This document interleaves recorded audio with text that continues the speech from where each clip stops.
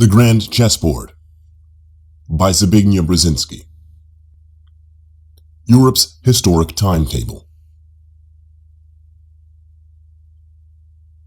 Although at this stage, the ultimate eastern limits of Europe can neither be defined firmly nor finally fixed, in the broadest sense, Europe is a common civilization, derived from the shared Christian tradition. Europe's narrower Western definition has been associated with Rome in its historical legacy. But Europe's Christian tradition has involved also Byzantium and its Russian Orthodox emanation. Thus, culturally, Europe is more than the Petrine Europe. And the Petrine Europe, in turn, is much more than the Western Europe. Even though, in recent years, the latter has usurped the identity of Europe. Even a mere glance at the map on page 82 confirms that the existing Europe is simply not a complete Europe.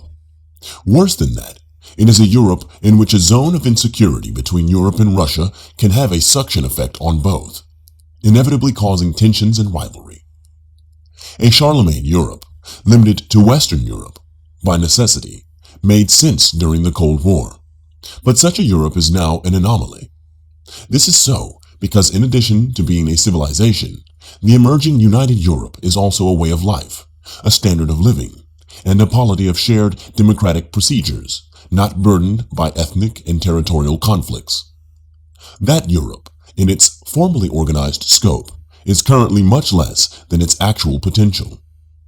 Several of the more advanced and politically stable Central European states, all part of the Western Petrine tradition, notably the Czech Republic, Poland, Hungary, and perhaps also Slovenia, are clearly qualified and eager for membership in Europe and its transatlantic security connection.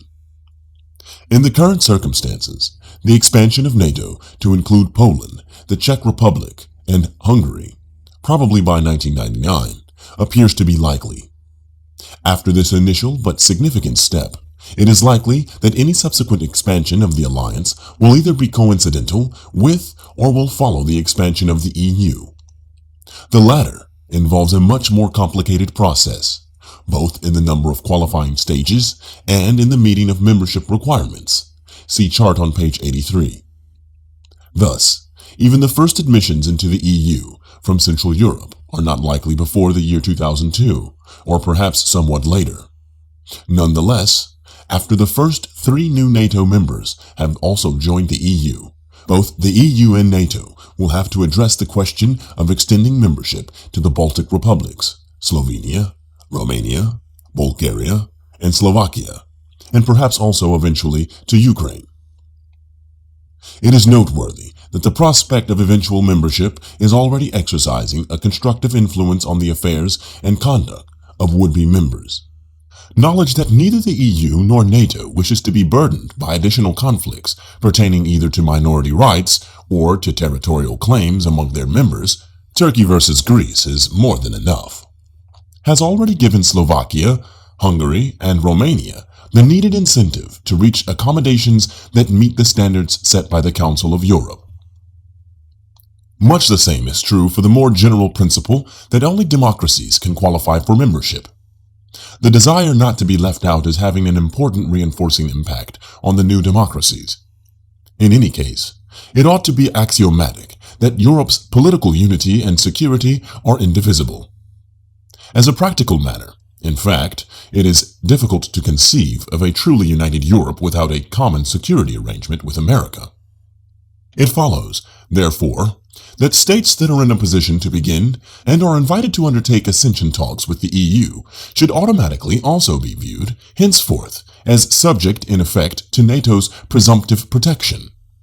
Accordingly, the process of widening Europe and enlarging the transatlantic security system is likely to move forward by deliberate stages.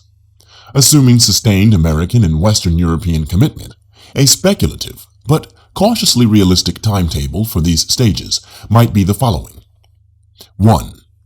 By 1999, the first new Central European members will have been admitted into NATO, though their entry into the EU would probably not happen before 2002 or 2003. 2. In the meantime, the EU will initiate accession talks with the Baltic republics, and NATO will likewise begin to move forward on the issue of their membership as well as Romania's, with their accession likely to be completed by 2005. At some point in this stage, the other Balkan states may likewise become eligible. 3. Accession by the Baltic states might prompt Sweden and Finland also to consider NATO membership. 4. Somewhere between 2005 and 2010, Ukraine, especially if in the meantime the country has made significant progress in its domestic reforms and has succeeded in becoming more evidently identified as a Central European country, should become ready for serious negotiations with both the EU and NATO. In the meantime, it is likely that Franco-German-Polish collaboration within the EU and NATO will have deepened considerably, especially in the area of defense. That collaboration could become the Western core of any wider European security arrangement that might eventually embrace both Russia and Ukraine. Given the special geopolitical interest of Germany and Poland in Ukraine's independence, it is also quite possible that Ukraine will gradually be drawn into the special Franco-German-Polish relationship. By the year 2010, Franco-German-Polish-Ukrainian political collaboration, engaging some 230 million people, could evolve into a partnership enhancing Europe's geostrategic depth. See map above. Whether the above scenario emerges in a benign fashion or in the context of intensifying tensions with Russia is of great importance. Russia should be continuously reassured that the doors to Europe are open, as are the doors to its eventual participation in an expanded transatlantic system of security, and perhaps, at some future point, in a new trans-Eurasian system of security. To give credence to these assurances, various cooperative links between Russia and Europe in all fields should be very deliberately promoted. Russia's relationship to Europe and the role of Ukraine in that regard are discussed more fully in the next chapter.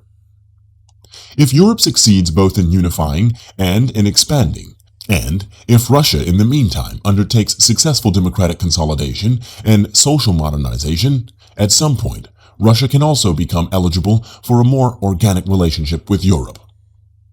That, in turn, would make possible the eventual merger of the transatlantic security system with the transcontinental Eurasian one. However, as a practical reality, the question of Russia's formal membership will not arise for quite some time to come, and that, if anything, is yet another reason for not pointlessly shutting the doors to it. To conclude, with the Europe of Yalta gone, it is essential that there be no reversion of the Europe of Versailles. The end of the division of Europe should not precipitate a step back to a Europe of quarrelsome nation-states, but should be the point of departure for shaping a larger and increasingly integrated Europe, reinforced by a widened NATO and rendered even more secure by a constructive security relationship with Russia. Hence, America's central geostrategic goal in Europe can be summed up quite simply. It is to consolidate, through a more genuine transatlantic partnership, the U.S. bridgehead on the Eurasian continent, so that an enlarging Europe can become a more viable springboard for projecting into Eurasia the international democratic and cooperative order.